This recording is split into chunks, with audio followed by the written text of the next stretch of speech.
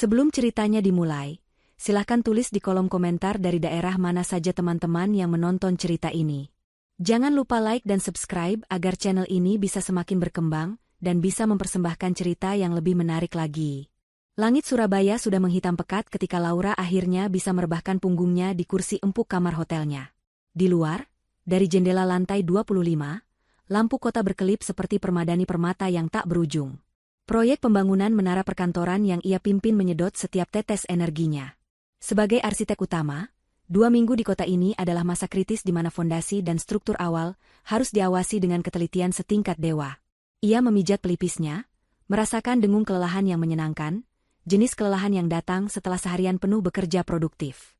Ia baru saja akan memejamkan mata sejenak sebelum mandi air hangat, ketika ponselnya di atas nakas bergetar tanpa henti. Nama Tony, suaminya, tertera di layar. Laura menghela napas. Biasanya, mereka hanya bertukar pesan singkat saat ia sedang dinas luar kota, sekadar bertanya kabar atau mengucapkan selamat malam. Panggilan beruntun seperti ini terasa tidak biasa. Ia mengabaikan panggilan pertama, kedua, dan ketiga, berpikir mungkin Tony hanya iseng. Namun, rentetan pesan WhatsApp mulai masuk dengan notifikasi yang agresif. Laura, angkat penting. Disusul dengan, ada deal besar nih, dan puncaknya, kita kaya mendadak. Rasa penasarannya mengalahkan rasa lelahnya. Dengan sedikit firasat aneh, ia menekan tombol hijau pada panggilan keempat yang masuk. Ada apa, Ton? Aku baru saja sampai di hotel, kata Laura. Suaranya serak karena seharian berteriak di tengah bisingnya lokasi proyek. Di seberang sana, suara Tony terdengar yang luar biasa, penuh euforia yang membuat Laura mengerutkan kening. Sayang, kamu nggak akan percaya ini. Aku punya berita super bagus, seru Tony, suaranya sedikit terengah seolah baru berlari maraton. Laura menunggu, mencoba sabar. Berita apa? Tanyanya. Tony terdengar mengambil napas dalam-dalam, seolah sedang mempersiapkan sebuah pengumuman akbar. Aku berhasil. Aku berhasil menjual rumah warisanmu yang di kampung. Hening. Laura merasa otaknya berhenti bekerja selama beberapa detik. Ia pasti salah dengar. Kelelahan ini pasti membuatnya berhalusinasi. Rumah warisannya? Rumah kayu panggung dengan halaman luas yang ditinggalkan neneknya? Rumah yang menjadi satu-satunya tempat ia merasa benar-benar pulang? Apa maksudmu, Ton? Menjual? Jangan bercanda, aku sedang lelah sekali, balas Laura, ada nada peringatan dalam suaranya. Tapi tawa Tony di seberang sana terdengar begitu nyata. Aku serius, sayang. Aku nggak main-main. Dan tebak harganya? 7 miliar rupiah. 7 miliar. Bisa kamu bayangkan? Uang itu cukup untuk resepsi pernikahan Citra yang paling mewah se-Indonesia, dan masih sisa banyak untuk kita. Cerocos Tony tanpa jeda. Setiap kata yang keluar dari mulut Tony terasa seperti pukulan telak di ulu hati Laura. Resepsi Citra? Adik Tony yang manja itu? Sejak kapan kebahagiaan adiknya menjadi tanggung jawabnya? Apalagi dengan mengorbankan hartanya yang paling berharga? Tony, dengarkan aku, ujar Laura, suaranya mulai dingin dan tajam. Kamu tidak punya hak menjual rumah itu. Itu rumahku. Peninggalan nenekku. Ayolah, Laura. Jangan begitu. Kamu kan istriku, hartamu hartaku juga, dong. Lagi pula, rumah itu kan kosong. Cuma didiamkan begitu saja, malah jadi sarang hantu nanti. Ini kesempatan emas. Pembelinya langsung setuju dengan harga 7 miliar tanpa nawar. Katanya mau dibangun villa peristirahatan. Bayangkan, Citra bisa punya pernikahan impiannya, bulan madu ke Jerman seperti yang dia mau. Ibu pasti bangga sekali sama kita, kata Tony, mencoba merayu. Logikanya yang bengkok membuat darah Laura mendidih. Kebanggaan Ibu Yati, ibu mertuanya, selalu diukur dengan materi. Dan Tony, suaminya, selalu menjadikan kebahagiaan ibu dan adiknya sebagai prioritas utama, bahkan jika harus menginjak-injak perasaan istrinya sendiri. Laura bisa membayangkan senyum puas di wajah ibu mertua dan adik iparnya, merayakan kemenangan di atas hatinya yang hancur. Aku tidak peduli dengan pernikahan Citra atau kebanggaan ibumu. Rumah itu tidak dijual. Titik, tegas Laura. Kenangan masa kecilnya menyerbu masuk tanpa permisi. Aroma kayu jati tua yang khas setiap kali hujan turun. Suara tawa neneknya dari dapur saat membuatkan kue kesukaannya. Halaman luas tempat ia belajar naik sepeda hingga jatuh dan lututnya berdarah. Setiap sudut rumah itu adalah museum pribadinya, tempat semua kenangan indahnya diawetkan dengan sempurna. Menjualnya sama saja dengan menjual jiwanya. Terlambat, sayang. Suara Tony terdengar lagi, kali ini sedikit pongah. Aku sudah menerima uang muka. 2 miliar rupiah. Sudah masuk rekeningku barusan. Makanya aku langsung telepon kamu. Laura merasakan kakinya lemas. Ia terduduk di tepi ranjang. 2 miliar. Ini bukan lagi sekadar ide gila, ini sudah terjadi. Tony benar-benar melakukannya. Ia telah menjual warisannya tanpa izin, tanpa diskusi, seolah Laura tidak ada artinya sama sekali. Kamu apa? Bisiknya, tak percaya. Biar kamu percaya, kata Tony. Beberapa detik kemudian, sebuah notifikasi pesan masuk. Laura membukanya dengan tangan gemetar. Di sana, sebuah tangkapan layar bukti transfer bank. Angka 2 miliar dengan deretan nol yang panjang tertera jelas, seolah mengejeknya.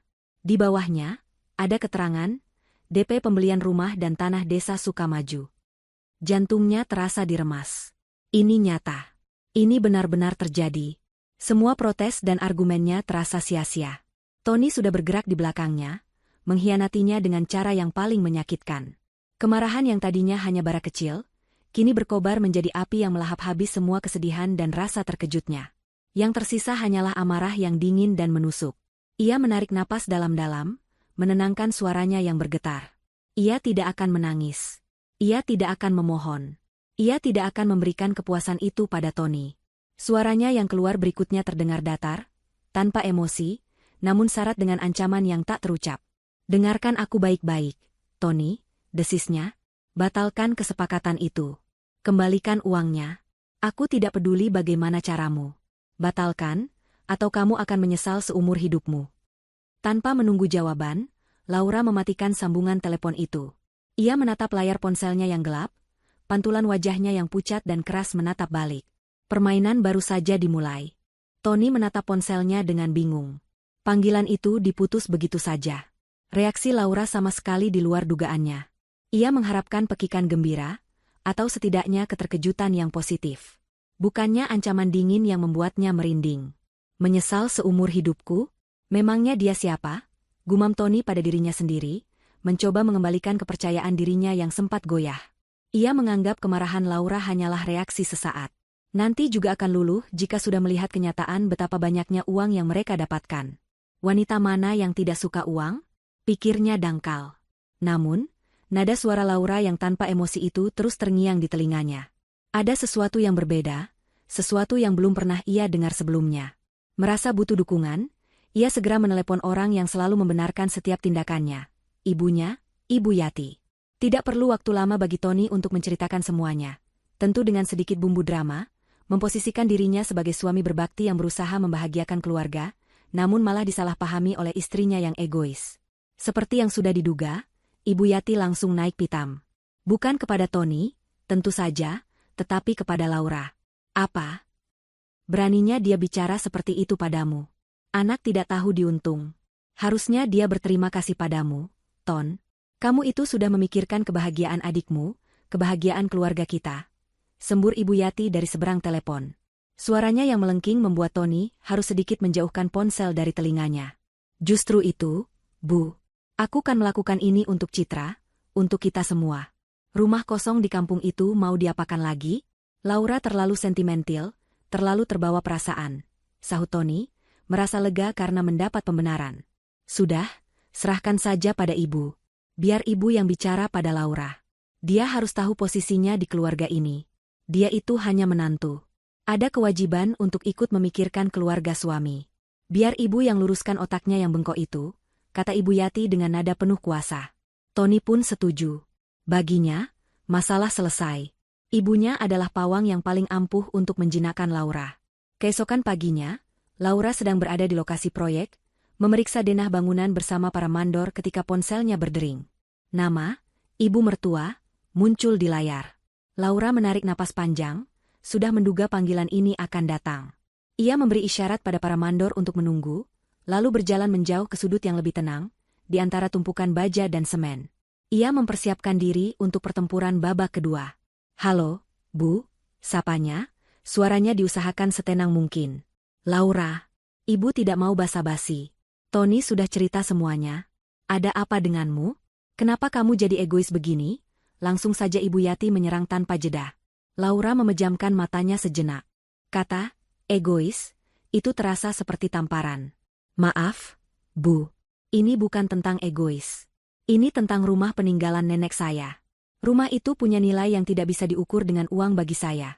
Jawab Laura, mencoba menjelaskan dengan sabar. Nilai? Nilai apa? Nilai kenangan tidak bisa dipakai untuk membayar resepsi pernikahan. Laura, cibir Ibu Yati. Citra itu adik satu-satunya Tony. Sudah menjadi kewajiban kita semua untuk membahagiakannya. Kamu sebagai kakak ipar seharusnya paling depan mendukungnya, bukan malah menghalangi seperti ini. Apa kata orang nanti kalau pernikahan Citra biasa-biasa saja padahal kakak iparnya arsitek kaya raya? Setiap kalimat Ibu Yati adalah manipulasi yang dibungkus dengan kepedulian palsu. Laura sudah terlalu sering mendengarnya. Selalu tentang, apa kata orang. Selalu tentang, kewajiban. Selalu tentang menempatkan kebutuhan Citra dan Tony di atas segalanya. Kebahagiaan Citra bukan tanggung jawab saya, Bu. Apalagi jika harus mengorbankan satu-satunya harta peninggalan keluarga saya, balas Laura, ketenangannya mulai retak. Oh, jadi begitu? Sekarang kamu sudah merasa hebat, ya? Sudah jadi orang kota? Jadi lupa dari mana asalmu? Lupa bagaimana dulu Tony mendukungmu saat kamu merintis karir? Ini saatnya kamu balas budi, Laura. Jangan jadi kacang lupa kulitnya. Suara Ibu Yati semakin meninggi, penuh dengan tuduhan yang tak berdasar. Laura mengepalkan tangannya. Balas budi? Ia merintis karirnya dengan kerja kerasnya sendiri. Tony lebih sering menjadi beban daripada pendukung. Tapi berdebat dengan Ibu Yati soal itu sama saja dengan berbicara pada tembok. Tembok yang bisa berteriak dan menyalahkan. Laura memutuskan untuk mengambil jalan lain. Bu, saya mohon. Saya bisa bantu biaya pernikahan Citra. Saya akan berikan uang, tapi jangan jual rumah itu. Saya akan usahakan, tapi tolong batalkan penjualannya. Tawar Laura, sebagai upaya terakhir untuk bernegosiasi. Ia pikir, tawaran uang akan meluluhkan hati mertuanya yang materialistis itu. Tapi ia salah. Ibu Yati justru tertawa sinis. Memberi uang? Berapa yang bisa kamu beri? 1 miliar? 2 miliar? Tawaran kita itu 7 miliar. Laura, 7. Uangmu tidak akan cukup. Sudahlah, jangan banyak alasan. Kamu hanya tidak rela melihat keluarga kami bahagia. Laura tertegun. Jadi ini bukan hanya soal uang, tapi juga soal kekuasaan. Ibu Yati tidak mau sekadar diberi, ia mau mengambil. Ia mau menunjukkan siapa yang berkuasa dalam keluarga ini. Ia mau membuktikan bahwa apa yang menjadi milik Laura, pada akhirnya, adalah milik mereka juga. Saat itulah Laura sadar, tidak ada gunanya lagi berbicara. Tidak ada ruang untuk logika atau perasaan. Di mata mertuanya, ia hanyalah sebuah mesin ATM, sebuah aset yang bisa dicairkan kapan saja mereka butuh. Rasa sakit di hatinya karena pengkhianatan Tony kini bercampur dengan rasa muak yang mendalam terhadap keluarga suaminya. Hening sejenak di telepon, sebelum akhirnya Ibu Yati berbicara lagi. Kali ini, suaranya turun beberapa oktav, menjadi desisan dingin yang penuh dengan racun dan penekanan. Itu adalah suara yang tidak menerima bantahan, suara seorang diktator yang menjatuhkan vonis. Dengar, Laura. Ibu tidak bertanya pendapatmu. Ibu memberitahumu. Rumah itu tetap akan dijual, dengan atau tanpa persetujuanmu. Anggap saja ini baktimu pada keluarga yang sudah menerimamu. Paham? Kata-kata itu menggantung di udara, berat dan mengancam. Laura merasakan gelombang kemarahan yang luar biasa, begitu kuat hingga membuatnya sulit bernapas. Tangannya yang memegang ponsel gemetar, bukan karena takut, tapi karena amarah yang sudah mencapai puncaknya. Ia tidak menjawab. Ia tidak perlu menjawab. Dengan satu gerakan tegas, ia mematikan sambungan telepon itu. Ia menatap kosong ke arah kerangka bangunan di hadapannya. Baja-baja kokoh yang menjulang ke langit. Ia akan menjadi seperti baja itu. Keras, dingin, dan tidak akan bisa dibengkokkan. Mereka telah menyatakan perang. Dan Laura tidak akan pernah mundur dari pertempuran ini. Kembali di lokasi proyek, di antara deru mesin dan teriakan para pekerja, Laura berdiri diam selama beberapa saat. Ancaman Ibu Yati masih terngiang di telinganya, sebuah deklarasi perang yang tidak bisa ditarik kembali. Para mandor yang menunggunya menatap dengan sedikit khawatir, melihat perubahan raut wajah atasan mereka yang biasanya selalu tenang dan terkendali. Mereka melihat rahangnya mengeras dan matanya yang biasanya hangat kini memancarkan kilat dingin yang tajam. Laura menarik napas dalam-dalam, menghirup udara yang penuh debu konstruksi, dan embusan itu seolah meniup pergi semua keraguan dan rasa sakit hatinya.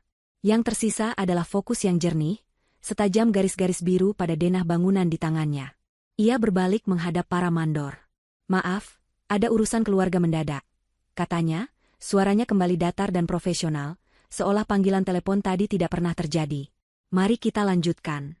Saya mau periksa kembali perhitungan tegangan untuk balok penyangga di lantai 15. Pastikan tidak ada kesalahan sedikit pun." Para pekerja bertukar pandang, terkesan dengan ketenangannya. Mereka tidak tahu bahwa di dalam kepala arsitek brilian itu, sebuah struktur lain sedang dirancang. Bukan struktur bangunan dari baja dan beton, melainkan sebuah struktur jebakan yang rapi, dengan fondasi hukum yang kokoh dan pilar-pilar konsekuensi yang akan meruntuhkan kesombongan keluarganya. Malam itu, di kamar hotelnya, Laura tidak lagi menatap foto rumah neneknya dengan kesedihan. Ia menatapnya dengan tatapan seorang jenderal yang merencanakan strategi untuk merebut kembali bentengnya. Ia sadar, berdebat dengan Tony dan Ibu Yati adalah sia-sia. Mereka beroperasi di dunia yang berbeda. Dunia di mana perasaan, kenangan, dan harga diri bisa dikonversi menjadi rupiah. Menangis, memohon, atau marah-marah hanya akan memberinya label istri pembangkang yang emosional. Mereka tidak akan pernah mengerti. Jadi, ia harus berbicara menggunakan satu-satunya bahasa yang mereka takuti, meskipun mereka belum menyadarinya. Bahasa konsekuensi. Ia membuka laptopnya, bukan untuk mengerjakan revisi desain, melainkan untuk mengakses brankas data digitalnya. Di sana, tersimpan rapi semua dokumen penting miliknya, termasuk pindaian semua sertifikat asetnya. Matanya tertuju pada dua folder. Satu bernama, Rumah Warisan Sukamaju, dan satu lagi bernama, Tanah Belakang Sukamaju. Ia tersenyum tipis. Tony, dalam kemalasan dan ketidaktahuannya, tidak pernah peduli untuk memahami detail aset milik istrinya. Baginya, semua tanah di kampung itu adalah satu kesatuan, rumah warisan. Ia tidak tahu bahwa nenek Laura adalah wanita yang sangat teliti dan taat hukum. Laura mengambil ponselnya. Panggilan pertama ia tujukan kepada Rina, pengacara perusahaan tempatnya bekerja, yang juga sahabat karibnya. Rina adalah wanita yang cerdas, tajam, dan tidak suka basa-basi. "Lau, tumben telepon malam-malam. Proyek Surabaya aman?" sapa Rina dari seberang.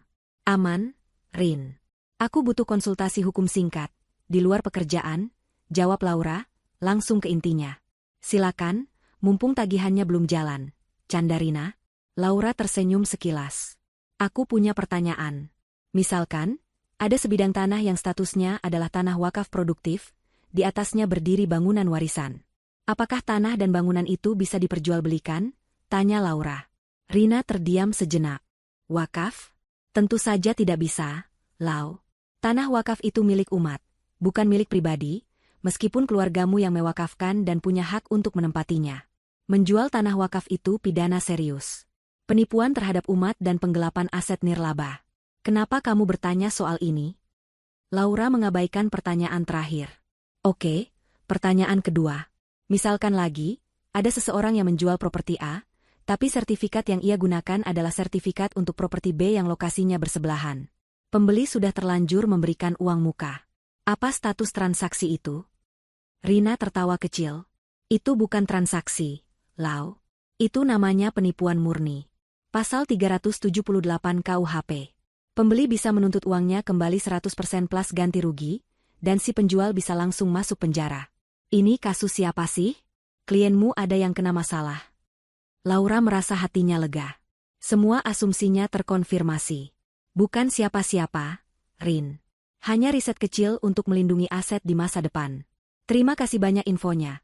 Aku berutang makan malam padamu," kata Laura, menutup telepon sebelum Rina sempat bertanya lebih jauh. Kini, pilar hukumnya sudah kokoh. Ia butuh pelaksana di lapangan. Panggilan kedua ia tujukan kepada Pak Kades, kepala desa di kampungnya. Pak Kades adalah pria parubaya yang bijaksana, sahabat almarhum kakeknya, dan orang yang sangat ia hormati. "Assalamualaikum, Pak Kades. Mohon maaf mengganggu malam-malam. Ini Laura," sapanya dengan hormat. "Waalaikumsalam," enduk Laura. "Tidak apa-apa. Bagaimana kabarmu di kota orang? Sehat-sehat saja, kan?" Suara Pak Kades terdengar hangat dan kebapakan. "Alhamdulillah sehat, Pak. Begini, Pak. Saya menelepon karena ada masalah penting mengenai rumah peninggalan nenek." Laura kemudian menceritakan dengan singkat dan jelas, bahwa ada pihak keluarganya yang mencoba menjual rumah tersebut tanpa sepengetahuannya. Ia bisa mendengar Pak Kades menghela napas berat di seberang sana. Astagfirullah. Bapak sudah curiga sejak beberapa hari lalu ada orang kota yang survei ke sana-sini. Bapak pikir untuk apa? Ternyata begini, ujar Pak Kades dengan nada prihatin. Saya minta tolong, Pak Kades. Lanjut Laura, suaranya tenang dan penuh keyakinan. Saya tidak akan menghalangi mereka. Biarkan saja prosesnya berjalan.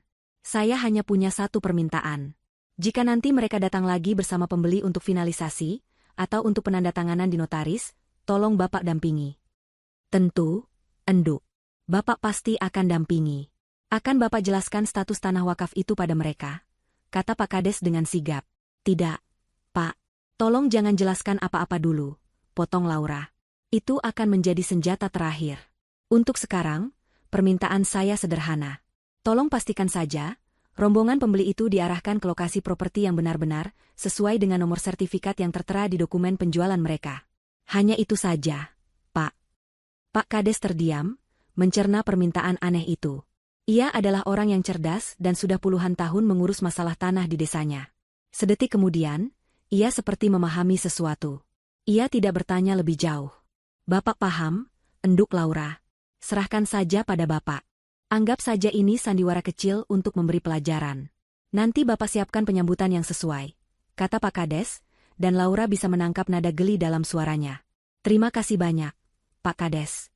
Saya serahkan semuanya pada Bapak, kata Laura, merasa beban di pundaknya terangkat. Ia mematikan telepon.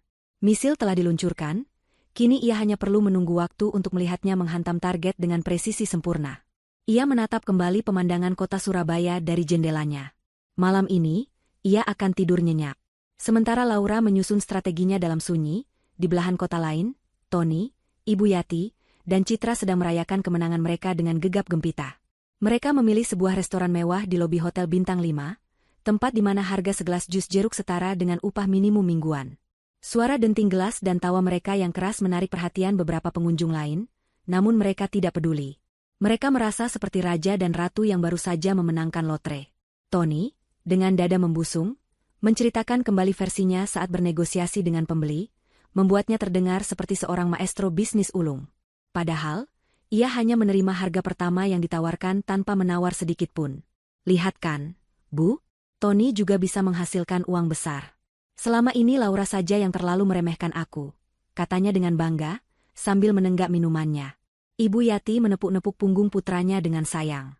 Tentu saja, Nak. Kamu itu darah daging ibu. Punya bakat bisnis alami. Cuma selama ini tertutup saja oleh bayang-bayang istrimu. Sekarang, biarkan dunia melihat siapa Tony yang sebenarnya. Timpal Ibu Yati, matanya berbinar-binar membayangkan status sosialnya yang akan segera meroket. Citra adalah yang paling ekspresif. Ponselnya nyaris tak pernah lepas dari tangannya. Ia sibuk melakukan siaran langsung di Instagram, memamerkan suasana restoran mewah itu. Hai semua. Lagi dinner cantik nih sama mama dan kakakku tersayang. Kita lagi merayakan proyek keluarga yang super sukses. Doain ya, sebentar lagi bakal ada pernikahan termegah tahun ini. Celotehnya ke kamera, sambil mengedipkan mata. Komentar-komentar pujian dan rasa iri dari teman-temannya membanjiri layarnya, memuaskan dahaganya akan pengakuan. Di sela-sela siaran langsungnya, ia sibuk membuka situs-situs desainer gaun pengantin dari Milan dan Paris. Bu, aku sudah menemukan gaunnya. Harganya memang sedikit mahal, cuma 800 juta, tapi ini kan sekali seumur hidup. Rengeknya manja pada Ibu Yati.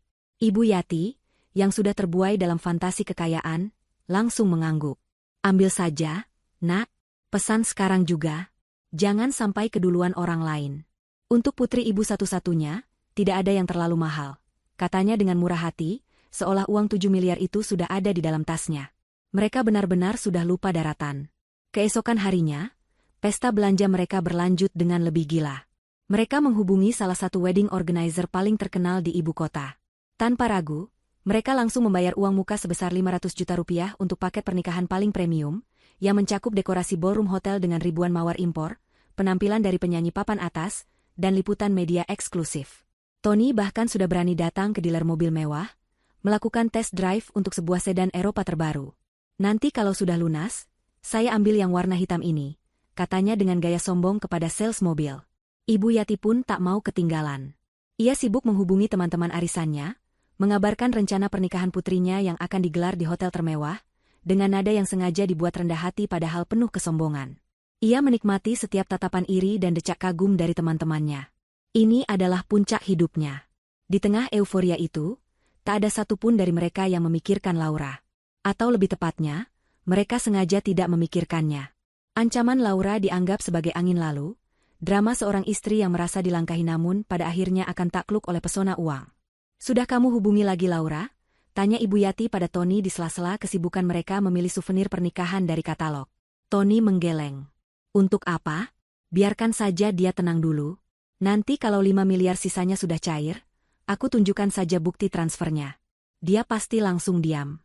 "Perempuan itu paling mudah dibujuk dengan bukti nyata, Bu," jawab Tony dengan sangat percaya diri. Mereka tertawa bersama, merasa begitu pintar dan superior. Mereka merasa telah berhasil mengecoh dan mengendalikan Laura, arsitek sukses yang selama ini selalu mereka anggap angkuh. Malam harinya, saat mereka sedang bersantai di rumah setelah seharian menghamburkan uang yang belum mereka miliki, ponsel Tony berdering. Panggilan dari perwakilan pembeli. Jantung mereka bertiga berdebar kencang. "Halo, selamat malam, Pak Tony," sapa suara di seberang. "Saya hanya ingin mengonfirmasi jadwal untuk penandatanganan akta jual beli di hadapan notaris. Lusa, pukul 10 pagi di kantor notaris di kota kabupaten dekat lokasi. Apakah Bapak bisa?" Tony merasakan gelombang kemenangan yang membuncah. Ini dia. Momen final yang mereka tunggu-tunggu. "Tentu saja bisa, Pak. Sangat bisa. Saya akan datang tepat waktu," jawab Tony, mencoba menjaga suaranya tetap profesional meski hatinya ingin berteriak kegirangan. "Baik. Mohon dibawa semua dokumen asli yang diperlukan, terutama sertifikat asli dan KTP Bapak sebagai penjual atas nama kuasa dari istri," kata orang itu lagi. "Pasti. Semua sudah saya siapkan," sahut Tony. Setelah panggilan berakhir, ia langsung melompat dari sofa dan memeluk ibu serta adiknya. "Berhasil. Lusa kita cair 5 miliar, teriaknya. Ibu Yati dan Citra menjerit bahagia. Mereka berpelukan, menari-nari kecil di ruang tamu. Di puncak kebahagiaan mereka, Tony mengambil ponselnya. Ia membuka kontak Laura dan dengan senyum penuh kemenangan, ia mengetik sebuah pesan singkat yang penuh dengan ejekan terselubung. "Lihat, semua bahagia tanpamu. Pelunasan 5 miliar tinggal 2 hari lagi saat penandatanganan akta jual beli." Ia menekan tombol kirim, membayangkan wajah masam Laura saat membaca pesan itu.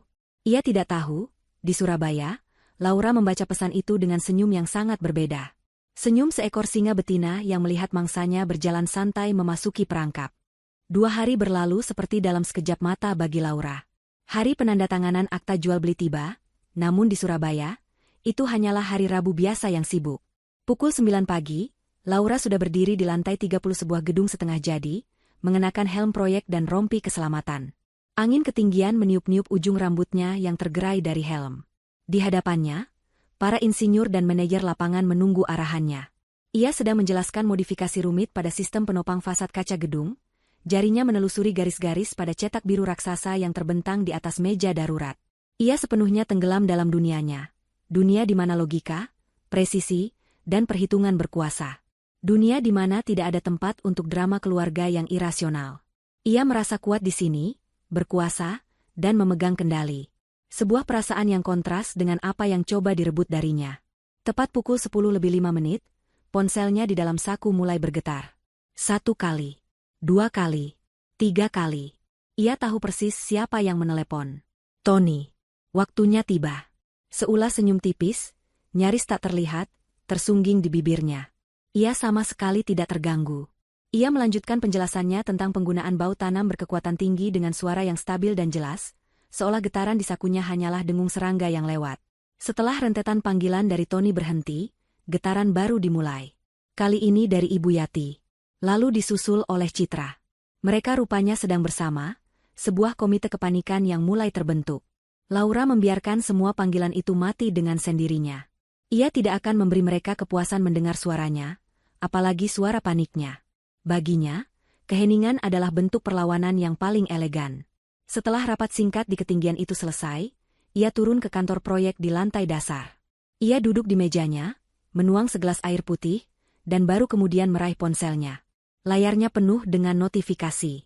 27 panggilan tak terjawab dari Tony, Ibu Yati, dan Citra. Diikuti oleh serangkaian pesan yang menunjukkan eskalasi kepanikan mereka. Pesan pertama dari Tony pada pukul 10:10 pagi berbunyi, "Lau, kok nggak diangkat? Aku udah di kantor notaris nih, nungguin." Pesan kedua, 30 menit kemudian, nadanya mulai berubah. "Ini ada sedikit masalah sama nomor persil tanah di dokumen. Pembelinya minta cek lokasi dulu. Kamu bisa tolong telepon Pak Kades nggak? Dia kayaknya mempersulit." Laura terkekeh membaca kata, mempersulit. Pak Kades tidak mempersulit, ia hanya meluruskan. Pesan ketiga, pada pukul 11, ditulis dengan huruf kapital semua, sebuah tanda keputusasaan yang nyata. Laura angkat teleponnya, ini penting banget. Pembelinya mulai marah-marah. Dan akhirnya, sebuah pesan suara masuk. Laura menekan tombol putar dan menempelkan ponsel ke telinganya. Suara Tony terdengar panik, terengah-engah, dengan latar belakang suara orang berteriak. "Sayang, aduh, gawat ini, Lau. Gawat." Pembelinya ngamuk. "Dia bilang aku nipu. Tolong telepon aku balik sekarang. Aku nggak ngerti ini ada apa." Laura menghapus pesan suara itu tanpa emosi.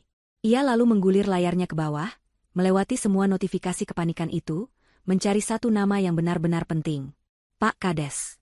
Ada beberapa pesan WhatsApp yang belum terbaca darinya, sebuah laporan langsung dari medan pertempuran. Laura membacanya sambil menyandarkan punggungnya ke kursi, menikmati setiap katanya. Pesan pertama dari Pak Kades dikirim sekitar pukul 10:30. "Assalamualaikum, Enduk Laura. Laporan pagi. Rombongan dari kota sudah tiba di desa. Gagah-gagah sekali, mobilnya bagus-bagus, mengkilap semua. Pak Tony juga sudah datang. Pakai kemeja batik sutra baru, sepertinya mahal. Wanginya sampai kecium dari jarak 5 meter." Laura tersenyum. Pak Kades memang punya selera humor yang khas. Pesan kedua datang 20 menit kemudian. "Laporan siang. Sekarang kami semua sudah di lokasi, Enduk. Tadi ada perdebatan kecil di depan rumah utama. Rombongan pembeli maunya langsung masuk rumah nenekmu itu, sudah tidak sabar sepertinya. Tapi Bapak bilang dengan sopan, 'Maaf, Bapak-bapak yang terhormat. Aturan harus sesuai dokumen. Mari kita ikuti saja nomor sertifikat yang tertera biar transaksinya sah dan barokah.' Jadi sekarang, Bapak sedang antar mereka semua jalan kaki lewat jalan setapak di samping. Agak becek sedikit bekas hujan semalam, sepertinya sepatu mahal mereka jadi kotor." Laura bisa membayangkan dengan jelas pemandangan itu. Orang-orang kota yang angkuh, dengan sepatu kulit Italia mereka, terpaksa berjalan di jalan setapak yang becek, mengikuti Pak Kades yang mungkin hanya memakai sandal jepit. Lalu, pesan ketiga, pesan yang paling ia tunggu-tunggu, dikirim beberapa menit sebelum Tony meninggalkan pesan suara paniknya. "Laporan terkini. Enduk, situasinya sekarang sedang sedikit ramai. Bapak nonton dari bawah pohon nangka saja, adem. Wajah bapak pembeli yang paling gagah tadi warnanya sudah berubah. Dari putih bersih jadi merah bata, persis seperti warna genteng. Beliau tadi teriak-teriak. Katanya tidak pernah lihat villa peristirahatan, yang ada tempat makan sapinya dan baunya khas sekali. Pak Tony sedang sibuk sekali di sana, mencoba menjelaskan pada rombongan tentang konsep, aset biologis, dan desain otentik pedesaan. Bapak kurang paham maksudnya apa, tapi sepertinya penjelasannya kurang diterima. Salah satu sapi nenekmu juga sepertinya ikut tegang, dari tadi melenguh terus tidak berhenti."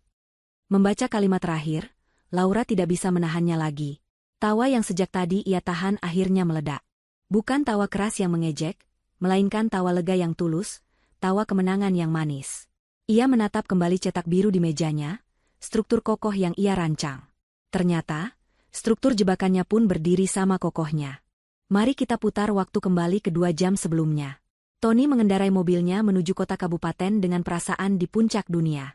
Kemeja batik sutra terbaiknya terasa licin dan mewah di kulitnya. Parfum mahal yang ia semprotkan seolah menjadi aura kesuksesan yang mengelilinginya.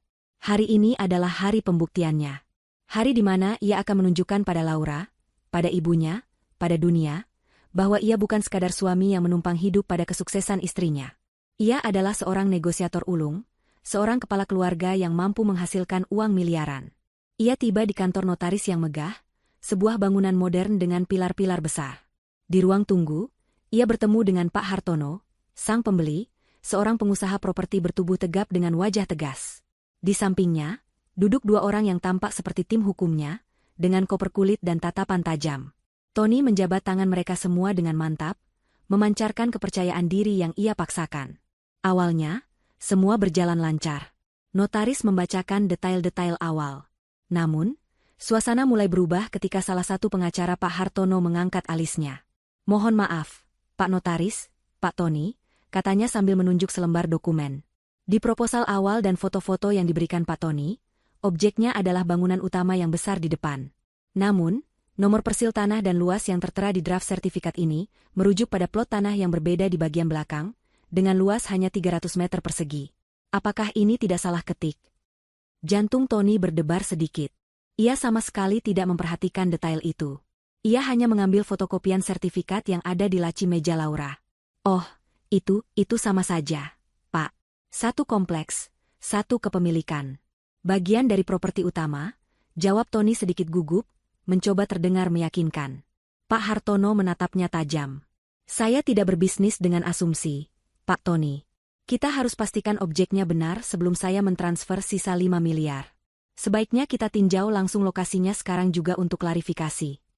Mau tak mau, Tony setuju. Dalam hatinya ia mengutuk Laura yang tidak rapi dalam menyimpan dokumen. Rombongan mobil mewah itu pun berangkat dari kantor notaris menuju desa. Sepanjang jalan, Tony terus meyakinkan mereka tentang keindahan dan potensi investasi dari rumah warisan itu. Ketika mereka tiba di depan gerbang, ia membusungkan dadanya. "Nah, itu dia, Pak Hartono. Megah, kan? Warisan asli, kayu jatinya tidak ada duanya," serunya, menunjuk rumah panggung yang memang tampak anggun dan berwibawa. Pak Hartono dan timnya tampak terkesan. Mereka mengangguk-angguk setuju. Kemenangan sudah di depan mata, pikir Tony. Namun, saat mereka akan melangkah masuk, sesosok pria parubaya yang tenang dan berwibawa muncul dari samping rumah. "Itu Pak Kades. Selamat datang di desa kami, Bapak-bapak yang terhormat," sapa Pak Kades dengan senyum ramah. "Perkenalkan, saya kepala desa di sini. Tadi saya dihubungi Pak Notaris untuk ikut menyaksikan prosesnya." Tony merasa sedikit lega dengan kehadiran Pak Kades, berharap kehadirannya bisa memperlancar urusan. Ia salah besar. "Mari, Pak, silakan masuk," kata Tony. Pak Kades mengangkat tangannya dengan sopan. "Sebentar dulu, Pak Tony. Tadi pesan dari Pak Notaris, kita harus memastikan semuanya sesuai dengan dokumen hukum yang ada. Demi kebaikan semua pihak," katanya dengan tenang. Ia lalu menatap rombongan pembeli. "Mari, bapak-bapak, saya antarkan langsung ke properti yang nomor sertifikatnya tercantum di dalam draft perjanjian jual beli Bapak." Dengan isyarat tangan, Pak Kades mulai berjalan. Anehnya, ia tidak berjalan menuju tangga rumah utama, melainkan menyusuri jalan setapak berumput di samping rumah. "Loh, Pak Kades, kok ke belakang?" tanya Tony, kebingungannya mulai muncul. Pak Hartono dan timnya saling berpandangan, lalu mengikuti Pak Kades. Tony, dengan perasaan tak enak, terpaksa ikut di belakang. Jalan setapak itu sedikit licin. Salah satu pengacara hampir terpeleset, sepatunya yang mengkilap kini bernoda tanah basah. Mereka berjalan melewati kebun pisang dan kandang ayam kecil. Aroma pedesaan yang otentik mulai tercium, campuran bau tanah lembab, dedaunan, dan kotoran ternak. Dan di sanalah, di ujung jalan setapak, berdiri tujuan akhir mereka. Sebuah bangunan kayu tua yang kusam, dengan beberapa papan yang sudah lapuk dan atap seng yang mulai berkarat di beberapa bagian. Di sampingnya ada gudang jerami yang pintunya sedikit miring.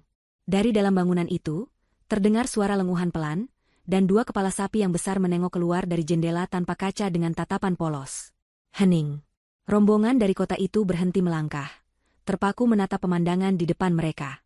Wajah Pak Hartono yang tadinya terkesan kini perlahan berubah menjadi bingung, lalu tidak percaya, dan akhirnya memerah karena amarah yang tertahan. Tony sendiri merasa dunianya berputar. Otaknya berusaha keras memproses apa yang terjadi. Ini tidak mungkin. Pasti ada kesalahan. Ini hanya kandang sapi tua milik nenek Laura. Pak Hartono berbalik perlahan, menatap Tony. Matanya menyipit, berbahaya. Ia menunjuk bangunan reot itu dengan jari gemetar. Suaranya keluar sebagai bisikan serak yang penuh amarah. "Jadi, setelah semua pembicaraan kita, setelah semua foto villa mewah yang kamu tunjukkan, saya bayar uang muka 2 miliar rupiah." Ia mengambil napas, lalu suaranya meledak menjadi teriakan yang membuat sapi-sapi di dalam kandang terlonjak kaget. "Untuk kandang sapi ini?" Teriakan itu menggema, memecah ketenangan desa. Tony pucat pasi, keringat dingin membasahi keningnya. "Bukan, Pak, bukan ini. Pasti ada yang salah. Rumahnya yang di depan itu," gagapnya, sambil menunjuk-nunjuk ke arah rumah utama. Pak Kades melangkah maju dengan tenang, seolah menjadi wasit dalam sebuah pertandingan yang sudah ia ketahui pemenangnya. Ia mengeluarkan 2 lembar fotokopian dari sakunya. "Maaf, bapak-bapak," katanya dengan suara jelas. "Kalau menurut hukum, kita harus berpegang pada dokumen. Sertifikat yang dipegang Pak Tony ini, nomor 0877, luas 300 meter persegi, memang betul lokasinya di sini. Isinya adalah bangunan kandang dan gudang jerami." Ia berhenti sejenak, lalu menoleh ke arah rumah utama. "Dan kalau bangunan yang megah di depan itu, mohon maaf sekali, itu memang tidak akan pernah bisa dijual. Karena bangunan itu berdiri di atas tanah wakaf milik masjid desa." Jeder. 2 petir menyambar di siang bolong. Satu mengungkap kebodohan Tony, dan yang kedua mengungkap tindakan ilegalnya. Wajah Tony berubah dari pucat menjadi seputih kertas. Di tengah kekacauan itu, saat Pak Hartono mulai berteriak tentang penipuan dan penjara, salah satu sapi di dalam kandang mengeluarkan suara lenguhan yang panjang dan keras. Mo. Seolah menjadi musik latar yang sempurna untuk tragedi komedi yang baru saja terungkap. Teriakan murka Pak Hartono adalah pemecah keheningan yang brutal. Suaranya, yang diperkuat oleh amarah seorang pengusaha besar yang merasa dipermalukan, seolah membuat udara di sekitar kandang sapi itu bergetar. Tony berdiri membeku. Setiap kata yang diucapkan Pak Kades dan Pak Hartono berdengung di telinganya seperti lonceng kematian. Kandang sapi, tanah wakaf, penipuan, penjara. Kata-kata itu berputar-putar di kepalanya, menghancurkan sisa-sisa kesombongan yang ia bangun selama beberapa hari terakhir. Ia mencoba membuka mulut untuk membela diri, tetapi tidak ada suara yang keluar. Tenggorokannya tercekat, lidahnya terasa keluh. Tapi fotonya, sertifikatnya, saya hanya mengambil yang ada di laci. Akhirnya ia berhasil mengeluarkan beberapa patah kata yang terdengar seperti rengekan anak kecil, bukan pembelaan seorang pria dewasa. Salah satu pengacara Pak Hartono maju selangkah, tatapannya dingin dan penuh cemooh. "Pak Tony, di mata hukum, foto tidak memiliki kekuatan apapun dibandingkan sertifikat tanah yang sah. Dan ketidaktahuan Bapak mengenai aset yang Bapak jual bukanlah alasan yang bisa diterima, melainkan bukti kelalaian yang fatal, atau lebih buruk lagi, niat buruk untuk menipu. Bapak telah salah merepresentasikan objek jual-beli secara terang-terangan." Setiap kata dari pengacara itu adalah paku yang menancap di peti mati harapan Tony. Pak Hartono, yang wajahnya masih merah padam, menunjuk lurus ke wajah Tony. "Saya tidak peduli dengan alasan bodohmu. Saya tidak mau tahu. Uang muka saya, 2 miliar rupiah, harus kembali utuh ke rekening saya sebelum matahari terbenam hari ini. Tidak kurang 1 sen pun," bentaknya. "Jika tidak, saya pastikan pengacara saya membuat laporan polisi malam ini juga dengan tuduhan penipuan dan penggelapan. Kamu tahu hukuman untuk pasal itu? Bisa lebih dari 4 tahun penjara." Ancaman penjara membuat kaki Tony lemas. Ia hampir terjatuh jika tidak berpegangan pada tiang kayu kandang yang lapuk. Debu dan serpihan kayu kering menempel di telapak tangannya yang basah oleh keringat dingin. "Tapi uangnya, sebagian sudah dipakai untuk DP," bisiknya putus asa. Pak Hartono tertawa, tawa yang sama sekali tidak lucu. "Itu bukan urusan saya. Itu urusanmu dengan keserakahan keluargamu. Jual mobilmu. Jual rumah ibumu. Saya tidak peduli. Uang saya kembali, atau kamu tidur di sel malam ini." Ia menggeram. Tidak berhenti di situ, ia menambahkan, "Dan saya akan pastikan namamu hancur di dunia bisnis. Semua orang akan tahu siapa Tony, si penipu yang mencoba menjual kandang sapi seharga 7 miliar. Kamu tidak akan pernah bisa mendapat pinjaman bank atau kepercayaan dari siapapun lagi seumur hidupmu." Harga diri Tony hancur berkeping-keping. Ia bukan lagi negosiator ulung, ia adalah bahan tertawaan. Ia tidak tahan lagi. Dengan sisa tenaga yang ia miliki, ia berbalik dan lari. Ia benar-benar lari meninggalkan tempat itu, tidak mempedulikan teriakan dan makian yang mengejarnya. Ia berlari menyusuri jalan setapak yang becek, tidak peduli sepatunya yang mahal kini penuh lumpur. Ia berlari melewati rumah utama yang megah, yang kini terasa seperti monumen raksasa yang mengejek kebodohannya. Ia masuk ke dalam mobilnya, membanting pintu, dan tancap gas meninggalkan desa itu dengan perasaan terhina yang luar biasa. Sambil menyetir dengan tangan gemetar dan mata nanar, ia menelepon ibunya. Ibu Yati menjawab dengan nada ceria. "Halo, Nak, bagaimana? Sudah beres? Kapan cair 5 miliarnya?" Tangis Tony pun pecah. Ia meraung seperti anak kecil di telepon. "Bu, gagal, semua gagal total," isaknya. Di rumah, Ibu Yati dan Citra yang sedang asyik melihat-lihat katalog bulan madu di Jerman, langsung terdiam. Wajah mereka tegang. "Gagal bagaimana? Tony? Apa maksudmu? Tanya Ibu Yati, suaranya mulai meninggi. Tony, di sela-sela isak tangisnya yang menyedihkan, mencoba menceritakan semuanya. Tentang kandang sapi. Tentang tanah wakaf. Tentang amukan Pak Hartono. Tentang tuntutan pengembalian uang 2 miliar sebelum malam tiba. Tentang ancaman penjara. Semakin banyak Tony menjelaskan, semakin pucat wajah Ibu Yati dan Citra. Fantasi mereka tentang gaun desainer, pernikahan mewah, dan liburan ke Eropa meledak menjadi abu di depan mata mereka. Apa? Kandang sapi? Tanah wakaf? Pekik Ibu Yati, tak percaya. Kemarahannya kini meledak, bukan pada Laura, tapi pada putranya sendiri. Bodoh kamu, Tony, kenapa kamu tidak periksa dulu sertifikatnya baik-baik? Bagaimana bisa kamu salah membedakan rumah dengan kandang sapi? Kamu sudah mempermalukan ibu. Citra mulai menangis histeris. Jadi pernikahanku bagaimana, Bu? Gaunnya sudah aku pesan. Hotelnya sudah di DP. Uangnya tidak bisa kembali. Ratapnya sambil memukul-mukul sofa. Di tengah kepanikan itu, telepon rumah mereka berdering. Ibu Yati mengangkatnya dengan kasar. Halo? Bentaknya. Suara ramah dari seberang terdengar. Selamat siang, Ibu Yati. Kami dari pihak wedding organizer.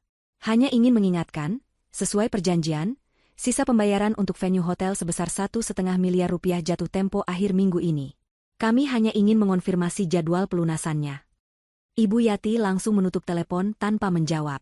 Jantungnya berdebar kencang. Belum sempat ia bernapas, ponsel Citra berdering. Dari butik gaun pengantin, menanyakan sisa pembayaran 700 juta rupiah. Satu persatu, telepon dari para vendor mulai berdatangan. Telepon-telepon yang beberapa hari lalu menjadi sumber kebanggaan, kini berubah menjadi teror. Kastil impian mereka yang dibangun di atas angin, kini runtuh menimpa mereka dengan tumpukan utang yang menggunung. Tony akhirnya tiba di rumah, wajahnya kuyu seperti mayat hidup. Ia, ibunya, dan adiknya kini duduk bersama di ruang tamu yang terasa menyesakan. Tak ada lagi tawa kemenangan. Yang ada hanyalah keheningan yang mencekam, diselingi isak tangis putus asa Citra. Realita, dalam bentuk utang 2 miliar dan ancaman penjara, baru saja menampar mereka dengan sangat keras. Di Surabaya, senja mulai turun, mewarnai langit dengan sapuan jingga dan ungu. Laura baru saja menyelesaikan rapat terakhirnya hari itu. Ia merasa puas.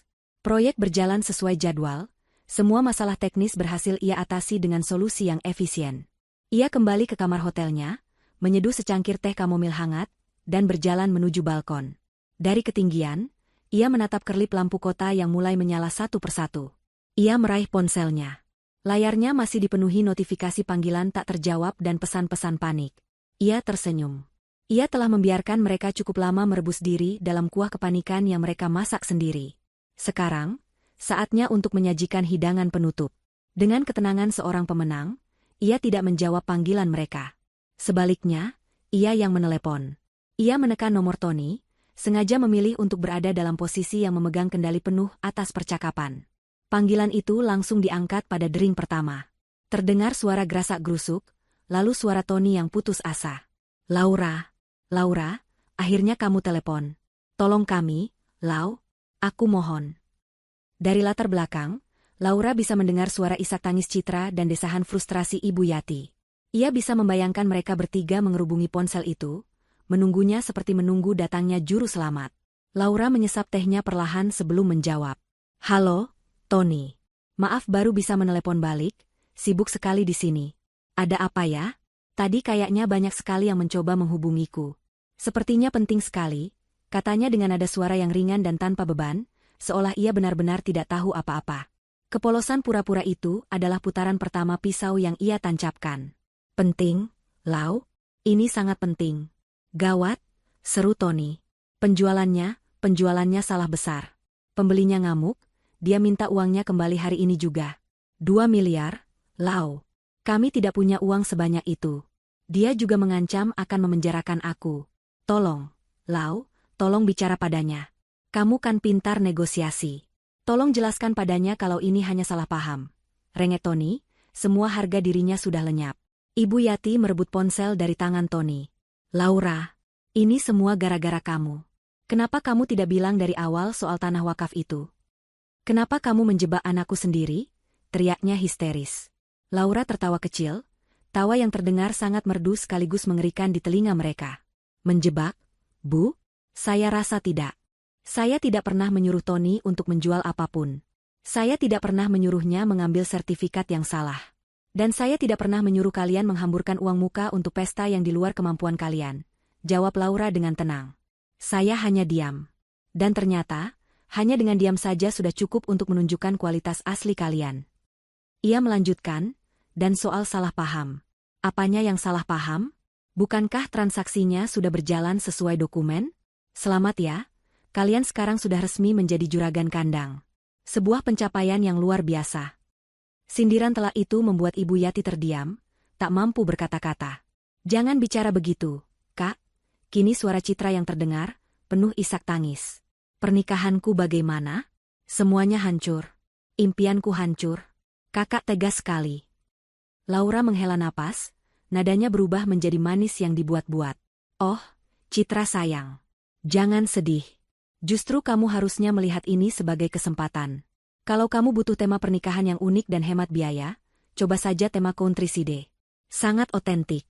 Loh, venue-nya sudah ada, gratis malah. Para sapi bisa jadi pengiring pengantinmu. Ejekan itu begitu telak hingga membuat tangisan Citra semakin menjadi-jadi. Ibu Yati kembali merebut telepon. Cukup, Laura. Cukup. Kami mengaku salah. Sekarang tolong kami. Kamu kan istri Tony, kamu pasti tidak mau suamimu masuk penjara. Kan? Katanya, mencoba menggunakan kartu terakhirnya, ikatan pernikahan. Disinilah Laura memutuskan untuk mengakhiri permainannya. Nadanya berubah dari sarkastik menjadi dingin setajam es. Pertama, mari kita luruskan beberapa hal. Katanya, suaranya datar dan tanpa ampun. Masalah ini bukan masalahku. Ini adalah masalah yang kalian ciptakan sendiri dari awal hingga akhir, buah dari keserakahan dan kebodohan kalian. Ia berhenti sejenak, membiarkan kata-katanya meresap. Utang 2 miliar itu utang kalian. Silakan cari cara sendiri untuk membayarnya. Jual perhiasan ibu. Jual mobil baru yang kemarin Tony pamerkan.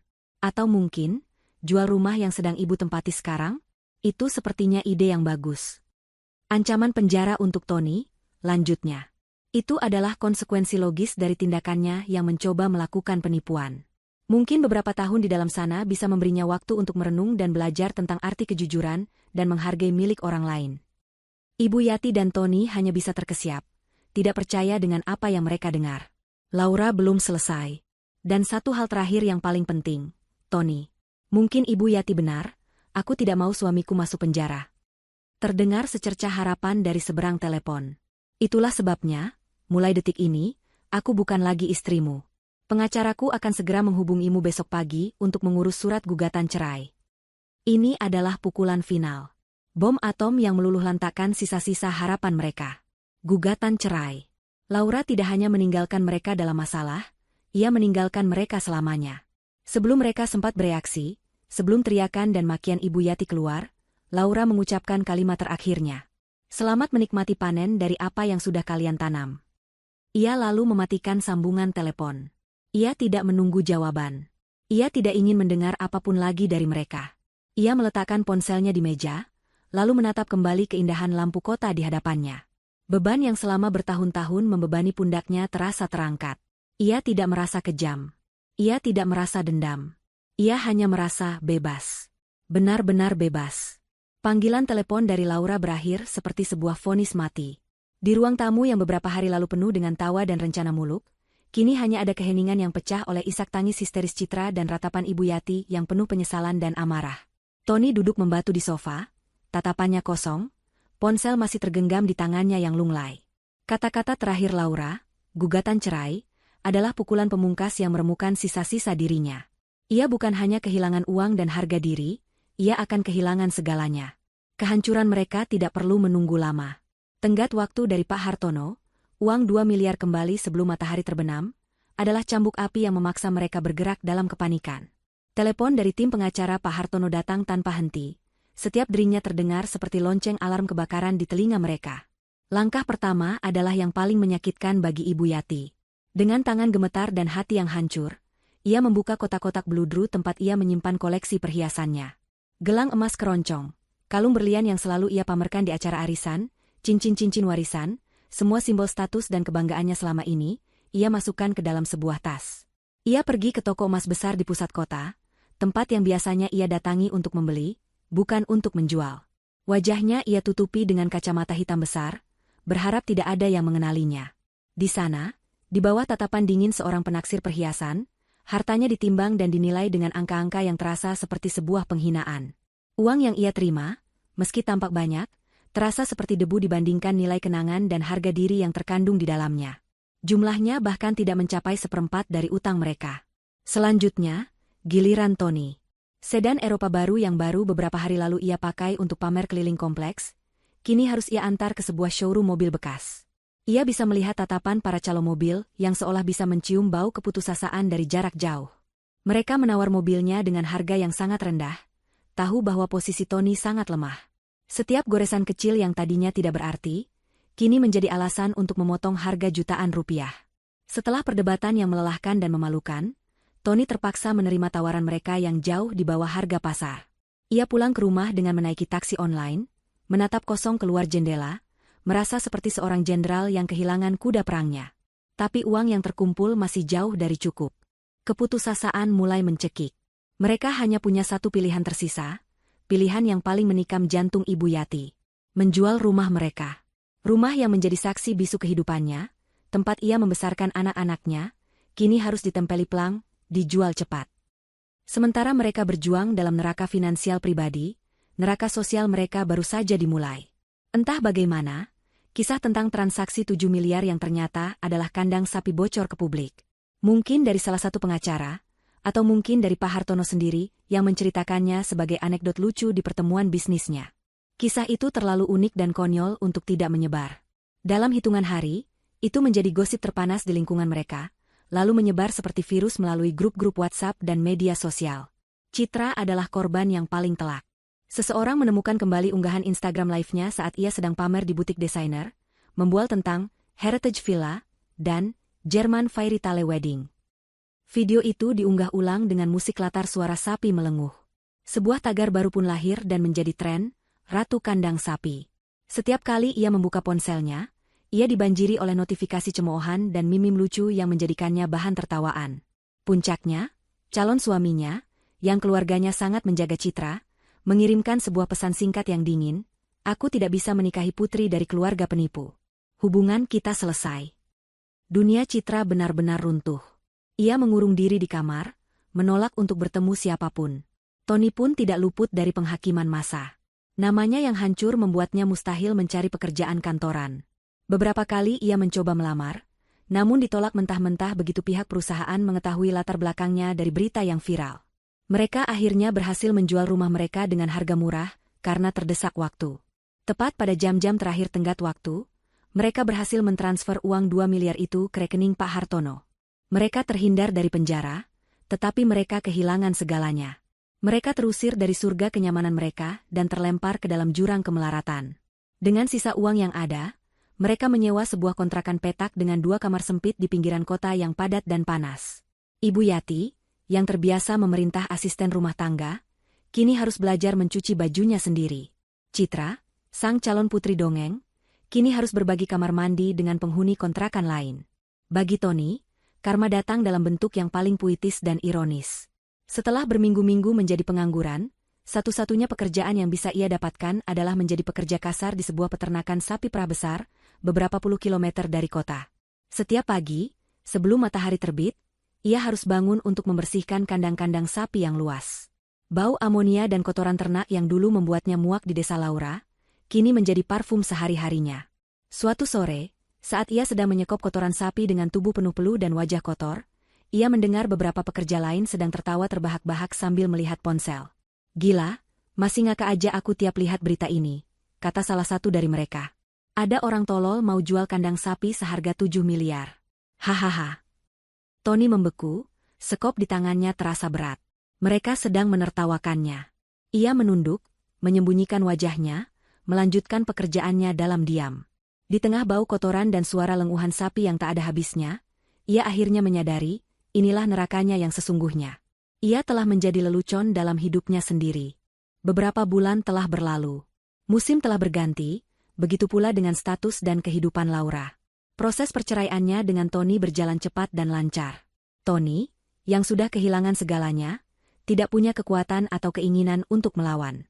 Ia menandatangani semua surat yang disodorkan pengacara Laura tanpa perlawanan. Beban keluarga yang selama ini menggerogotinya telah terlepas sepenuhnya. Proyeknya di Surabaya sukses besar, memberinya bonus yang signifikan dan reputasi yang semakin cemerlang di dunia arsitektur. Namun, di tengah semua pencapaian itu, ia merasakan sebuah kekosongan, sebuah panggilan untuk pulang. Suatu pagi di akhir pekan, ia mengemudikan mobilnya seorang diri, meninggalkan hiruk-pikuk kota di belakang spionnya, menuju jalanan yang lebih lengang dan hijau. Menuju desa Sukamaju. Saat mobilnya memasuki gerbang desa, ia disambut oleh pemandangan yang menenangkan. Sawah hijau yang terhampar luas, anak-anak yang bermain layangan, dan udara yang terasa bersih dan segar. Kedatangannya rupanya sudah dinanti. Di depan rumah neneknya, Pak Kades bersama beberapa tetua desa sudah menunggunya dengan senyum hangat. "Selamat datang kembali, enduk Laura," sapa Pak Kades dengan tulus. "Kami semua di sini sudah mendengar kabarnya. Kami ingin mengucapkan terima kasih. Kamu tidak hanya menyelamatkan rumah warisanmu, tapi kamu juga telah melindungi kehormatan dan amanah desa kita." Laura terharu. Ia tidak pernah menyangka tindakannya untuk melindungi diri sendiri ternyata memiliki dampak yang begitu besar bagi komunitas. Ia bukan lagi hanya sekadar cucu dari almarhumah pemilik rumah, ia adalah seorang pahlawan kecil di mata mereka. Setelah berbincang sejenak, Laura melangkah masuk ke dalam rumahnya seorang diri. Ia membuka semua jendela kayu yang besar, membiarkan cahaya matahari dan angin sepau-sepau masuk memenuhi ruangan. Aroma kayu jati dan kapur barus yang khas langsung menyambutnya, membangkitkan kenangan-kenangan manis yang sempat ternoda. Ia berjalan perlahan, jemarinya menyentuh permukaan meja tua, kursi goyang neneknya, dan bingkai foto hitam putih di dinding. Di sini, di tempat ini, ia merasa utuh. Ia merasa damai. Ia duduk di teras depan, di bangku panjang tempat neneknya biasa merajut, memandang halaman yang luas dan rindang. Inilah istananya yang sesungguhnya, sebuah kerajaan kedamaian yang tidak akan pernah bisa dinilai dengan uang. Ia menghabiskan beberapa hari di sana, memulihkan jiwa dan raganya. Namun, Laura bukanlah tipe orang yang bisa diam berlama-lama. Matanya kemudian tertuju pada bangunan tua di belakang rumah, kandang sapi yang menjadi pusat dari semua drama. 2 ekor sapi peninggalan neneknya masih di sana, kini dirawat oleh seorang warga desa yang ia bayar. Melihat bangunan itu, ia tidak merasakan trauma atau kemarahan. Sebaliknya, ia melihat sebuah potensi. Sebuah ide mulai terbentuk di kepalanya. Ia menemui Pak Kades dan menyampaikan rencananya. Ia tidak akan merobohkan kandang itu. Sebaliknya, ia akan merenovasinya. Dengan keahlian arsitekturnya dan sedikit dana dari bonus proyeknya, ia merancang sebuah transformasi. Bangunan kandang dan gudang jerami yang reot itu, ia ubah menjadi sebuah bangunan baru yang cantik dan fungsional. Setengahnya menjadi perpustakaan kecil yang nyaman, dipenuhi buku-buku untuk anak-anak desa. Setengahnya lagi menjadi ruang serbaguna, tempat para pemuda bisa belajar keterampilan atau para ibu bisa mengadakan kegiatan. Ia menamainya Saung Belajar Harapan. Aset yang nyaris menjadi sumber kehancurannya, kini ia sulap menjadi sumber kebaikan. Beberapa bulan kemudian, di sebuah hari yang cerah, Saung Belajar Harapan diresmikan. Seluruh warga desa berkumpul. Anak-anak berlarian dengan tawa riang, berebut masuk untuk melihat buku-buku baru. Laura, dengan pakaian sederhana namun wajah yang memancarkan kebahagiaan sejati, berdiri di depan untuk memberikan sambutan singkat. "Tempat ini adalah bukti," katanya pada warga yang berkumpul, bahwa nilai sejati dari sesuatu bukanlah pada harga jualnya, melainkan pada manfaat yang bisa diberikannya. Ia lalu memotong pita disambut tepuk tangan meriah dari seluruh warga. Setelah acara selesai, ia berdiri sejenak di antara rumah utama dan saung belajar yang baru. Ia menatap rumah neneknya yang berdiri dengan anggun dan aman. Lalu ia menatap saung belajar yang penuh dengan kehidupan dan tawa. Dari padang rumput tak jauh dari sana, terdengar suara lenguhan sapi yang damai.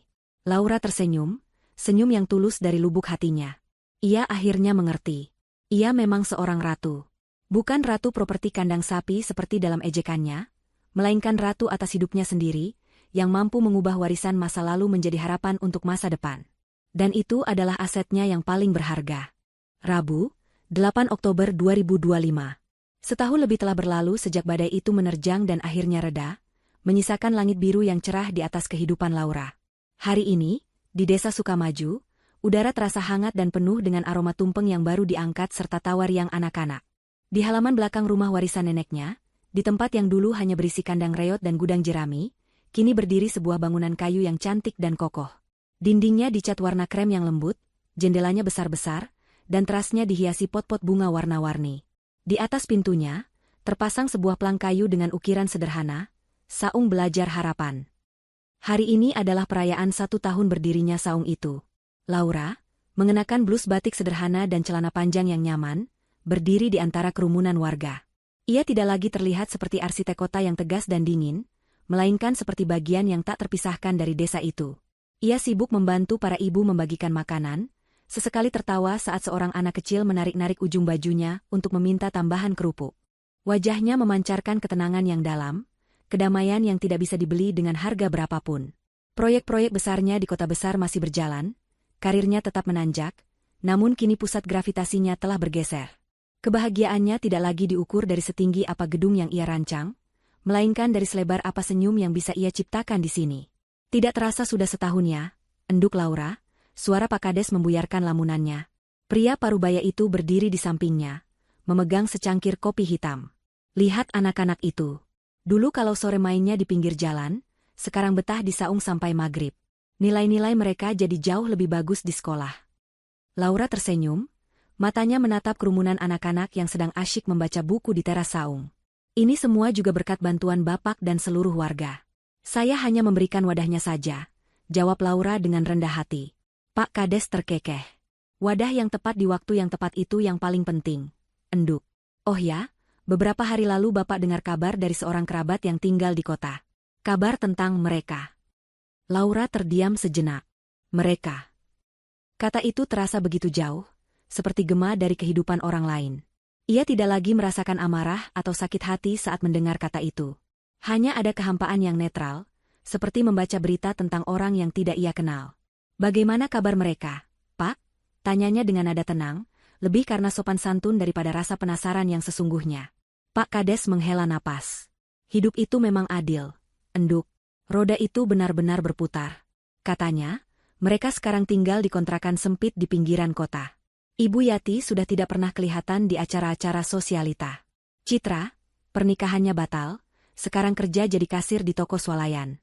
Dan Tony. Pak Kades berhenti, menatap Laura dengan prihatin. Dia kerja jadi buruh di peternakan. Membersihkan kandang, katanya. Laura tidak terkejut. Ia hanya mengangguk pelan. Tidak ada senyum kemenangan di wajahnya, tidak ada sorak-sorai di dalam hatinya. Yang ada hanyalah sebuah kesadaran bahwa alam semesta memiliki caranya sendiri untuk menyeimbangkan neraca. Di sudut lain kota yang panas dan berdebu, di dalam sebuah kontrakan petak yang pengap, kehidupan terasa seperti sebuah hukuman yang tak berkesudahan. Ibu Yati duduk di depan televisi tabung tua, menonton sinetron tentang keluarga kaya raya dengan tatapan kosong yang pahit. Rumahnya yang dulu megah, perhiasannya yang berkilauan, dan teman-teman arisannya yang dulu menjilat, kini terasa seperti mimpi indah dari masa lalu yang tak akan pernah kembali. Setiap hari ia harus berdebat dengan Citra soal uang belanja yang tak pernah cukup. Hubungan ibu dan anak yang dulu dipenuhi kemanjaan, kini dipenuhi racun saling menyalahkan. Citra baru saja pulang kerja, melempar tasnya ke lantai dengan kasar. Wajahnya kuyu, kakinya pegal karena berdiri selama 8 jam. Julukan Ratu Kandang Sapi yang pernah viral itu, meski sudah jarang disebut, telah meninggalkan luka permanen di harga dirinya. Ia membenci hidupnya, membenci ibunya yang mendorongnya untuk punya mimpi selangit, dan membenci kakaknya yang bodoh. Tony pulang saat hari sudah gelap. Tubuhnya lengket oleh keringat dan bau menyengat yang tak kunjung hilang, meski sudah ia guyur dengan sabun. Ia membawa sebungkus nasi dan lauk seadanya, lalu duduk makan sendirian di pojok ruangan. Tidak ada lagi sapaan hangat atau obrolan keluarga. Mereka bertiga hidup di bawah satu atap. Namun jiwa mereka terpisah bermil-mil jauhnya. Malam itu, saat sedang makan, ia mendengar suara tawa dari kontrakan sebelah yang sedang menonton acara komedi di televisi. Salah satu pelawak di layar berteriak, "Dasar otak udang. Disuruh jual mobil, malah jual kandang sapi." Tawa penonton di studio bergemuruh. Tony berhenti mengunyah. Nasi di mulutnya terasa seperti pasir. Lelucon itu, lelucon tentang dirinya, kini telah menjadi komedi nasional. Ia menunduk, menatap sisa makanannya dengan nanar. Rasa malunya sudah mati rasa, tergantikan oleh kehampaan yang dingin. Ia tidak lagi menyalahkan Laura. Ia hanya menyalahkan takdir dan kebodohannya sendiri. Roda itu memang telah berputar, dan ia kini berada di bagian paling bawah, tergilas oleh lumpur yang ia ciptakan sendiri. Kembali di desa Sukamaju, matahari mulai terbenam, melukis langit dengan warna keemasan. Acara syukuran sudah selesai. Para warga sudah pulang ke rumah masing-masing, meninggalkan keheningan yang damai. Laura duduk sendirian di bangku teras rumah neneknya, memegang cangkir teh hangatnya. Ia menatap ke depan. Di sebelah kiri, berdiri rumah warisannya yang kokoh, sebuah simbol dari akar dan masa lalunya yang ia lindungi dengan sekuat tenaga. Di sebelah kanan, berdiri saung belajar harapan, bangunan yang lahir dari puing-puing pengkhianatan, sebuah simbol dari masa depan dan harapan yang ia bangun untuk orang banyak. Ia akhirnya mengerti arti kekayaan yang sesungguhnya. Bukan tentang angka 7 miliar di rekening bank. Bukan tentang kemewahan yang bisa dipamerkan. Kekayaan sejati adalah kedamaian di hati, kemampuan untuk memberi, dan kebebasan untuk menentukan jalan hidup sendiri. Ia menghirup dalam-dalam udara desa yang sejuk, merasakan kebebasan itu meresap ke dalam setiap sel tubuhnya. Babak lama dalam hidupnya telah benar-benar berakhir. Dan di hadapannya, terbentang lembaran-lembaran baru yang masih putih bersih, siap ia isi dengan kisah-kisah yang jauh lebih indah.